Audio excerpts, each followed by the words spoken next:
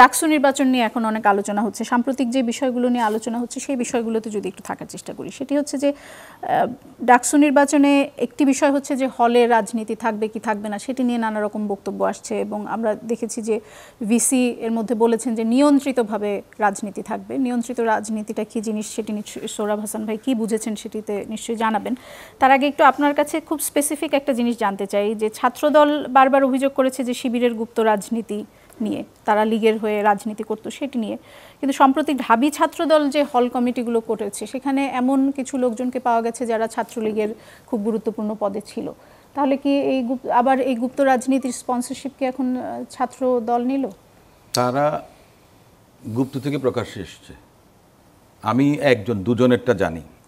একটা হলের একজন মেয়ে ছাত্রী, সে আপনার ছাত্রলীগের রাজনীতির সঙ্গে জড়িত ছিল এবং জুলাই আগস্টের অনেক আগে সে বাংলাদেশ ছাত্রলীগ এবং আওয়ামী লীগের সমালোচনা করে তাদের কর্মকাণ্ডে সে বীতশ্রদ্ধ হয়ে পদত্যাগ করেছিল এবং জুলাই আগস্টে সাধারণ ছাত্রছাত্রীদের আন্দোলনে শরিক হয়েছিল এবং সমালোচনার মুখে আলটিমেটলি দেখা গেছে যে তার পদ আবার স্থগিত করা হয়েছে বা তাকে বাদ দেওয়া হয়েছে।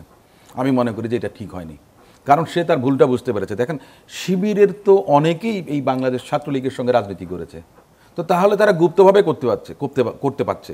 আর আপনি যে কথাটা বললেন 9 জনের আপনার এই এসছে যে যারা ছাত্রলীগের রাজনীতির সঙ্গে ছিল, কিন্তু তারা প্রকাশ্যে এসছে, কিন্তু তার আগে দেখা গেছে তারা ছাত্রলীগের রাজনীতির থেকে হাসিনা পতনের আগেই তারা ছাত্রলীগের রাজনীতি ছেড়েছে, কিন্তু আমি তো অন্য কাউকে দেখিনি। এখন আপনি যদি বলেন এই যে সমন্বয়করা যারা আছেন তাদের প্রত্যেকে একজন বড় নেতা, তো আপনার যেভাবে বাঁশ দিয়ে টিএসসিতে সাধারণ একজন ছাত্রীকে পেটাচ্ছে, সে অনেক বড় নেতা এনসিপির।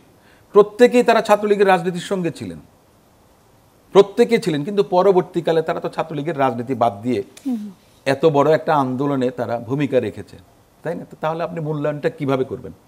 আমার কথাটা হচ্ছে যে এই যে বিশ্ববিদ্যালয় কর্তৃপক্ষ বা মাননীয় উপাচার্য মহোদয় বললেন যে হলে ছাত্র রাজনীতি থাকবে না কিংবা নিয়ন্ত্রিত, আপনি রাজনীতি কিংবা গণতন্ত্রকে কোনোদিন নিয়ন্ত্রণ করে হয় না।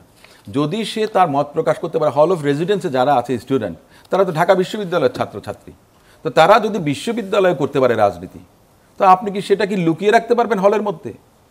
তার তো বহিঃপ্রকাশের হলের মধ্যে রিফ্লেকশনটা আসবে। মানে আপনি এটা দিয়ে কি বোঝাতে চাচ্ছেন? কাউকে আপনি কি আড়াল করার চেষ্টা করছেন যে যারা গুপ্তভাবে রাজনীতি করে যাবে আর অন্যরা প্রকাশ্যে করতে চাচ্ছেন তারা করতে পারবে না? এটা দ্বিচারী। আপনার বক্তব্য পরিষ্কার।